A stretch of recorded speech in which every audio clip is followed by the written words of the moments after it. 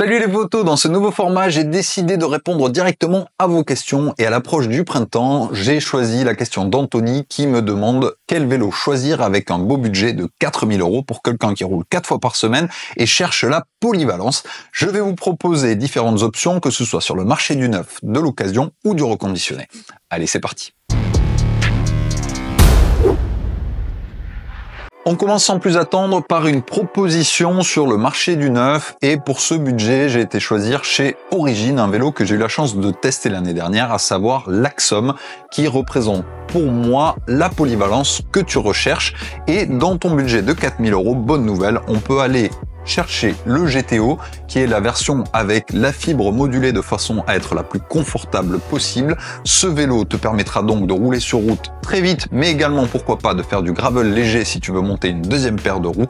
Bref, 4 fois par semaine, tu vas pouvoir l'utiliser en montagne, rouler fort sur le plat. Quelle que soit ton utilisation, il répondra parfaitement à ta polyvalence. On est évidemment sur un cadre carbone de dernière génération, tout intégré, frein à disque, et je te propose dans la finition avec le groupe DI2 Ultegra, cette machine a légèrement plus de 4000 € avec des roues passe-partout que tu pourras faire évoluer dans le temps en fonction là aussi de ton budget. Si vraiment 4000 € est ton maxi cut et que tu peux pas ajouter les 100 € près, tu as la version en 105 DI2 qui partage la même technologie pour un prix inférieur donc, mais forcément, eh bien, il est plus facile de changer une paire de roues qu'un groupe en entier.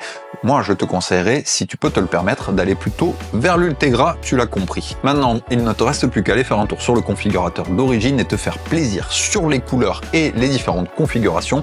C'est le principe, tu peux y aller à la carte et tu vas voir, on y perd très vite de longues minutes à s'amuser à faire le vélo de ses rêves avec une config ultra personnalisée. Je passe donc à ma deuxième catégorie qui est celle du marché du reconditionné, un peu l'entre-deux finalement, entre le marché de l'occasion entre particuliers et celui du neuf, tout simplement parce que tu auras un vélo garanti. J'étais pour cela du côté de chez Ziclora, chercher quelques perles et tu vas voir que dans ton budget, bonne nouvelle, il y a de très belles machines.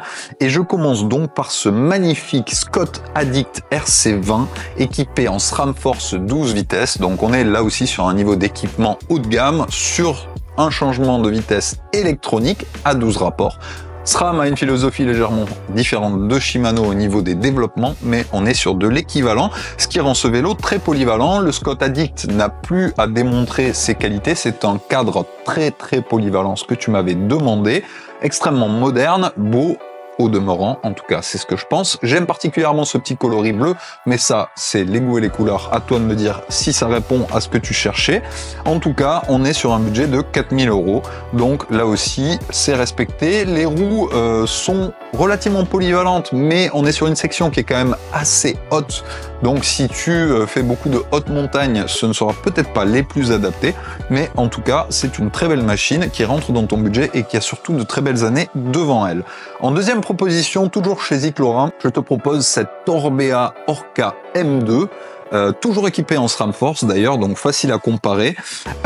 Et là, je te l'ai dit qu'il y en avait pour tous les goûts, puisque c'est une machine qui est différente de la première. Il faut aimer, beaucoup plus sobre évidemment. On reste sur une géométrie qui est très traditionnel, donc qui le rend polyvalent. On a toujours des roues en carbone, des visions ce coup-ci en 40 mm, qui rend cette machine là aussi extrêmement polyvalente.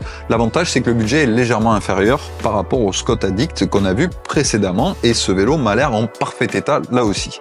Troisième proposition chez Ziclora, j'ai été chercher ce Specialized Tarmac SL8 parce que c'est l'un des vélos les plus demandés sur le marché de l'occasion. Donc si en plus tu as la chance de le trouver reconditionné et garanti, eh bien il faut foncer. Évidemment, on est sur une décote moindre, mais c'est aussi la raison pour laquelle on va aller chercher ce type de vélo. On sait que Specialized fait partie des marques qui sont les plus demandées sur le marché de l'occasion.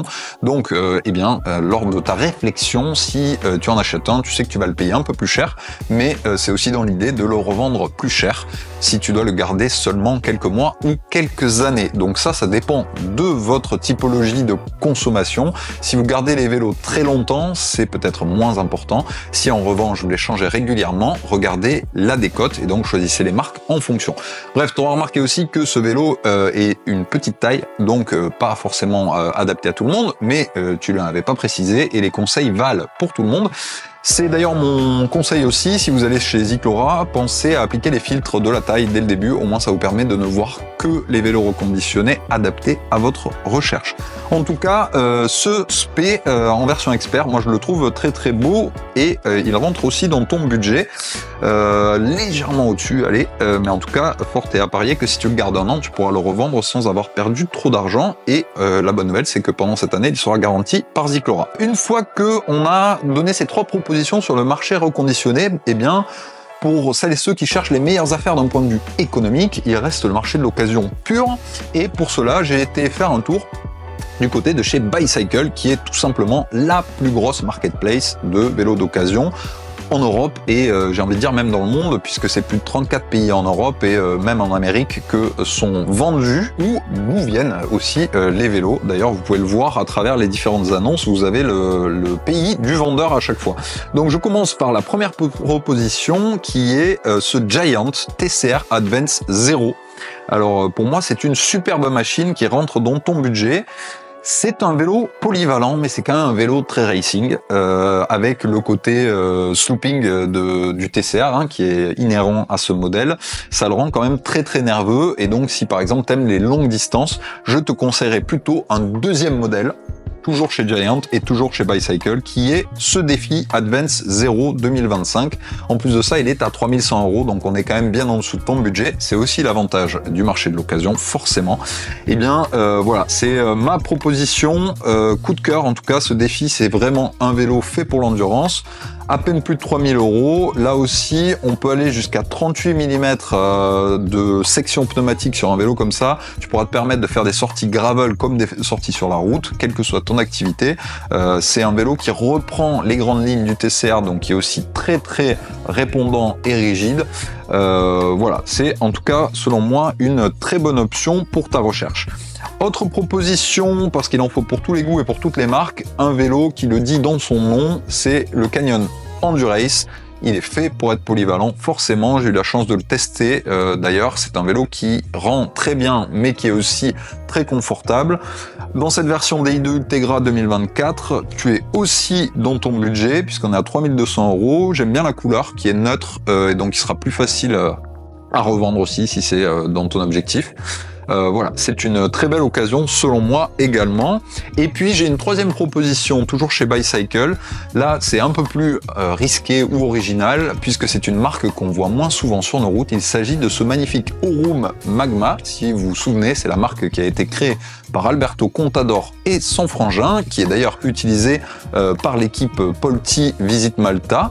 Et ce Aurum, eh bien, même si je n'ai pas eu l'occasion de le tester, je le trouve très joli et surtout c'est un peu une façon de se différencier. Quand on a la chance d'avoir autant de vélos sur une marketplace, eh bien on peut aller chercher quelque chose d'un peu plus original, même si forcément eh bien, il y a toujours une prise de risque si tu n'as pas eu l'occasion de rouler avant dessus. En tout cas, sa géométrie offre les promesses d'une grande polyvalence, puisque c'est un vélo relativement traditionnel, dans ses lignes en tout cas. Il me semble pas extrêmement typé aéro ou rigide, donc devrait être assez facile à amener.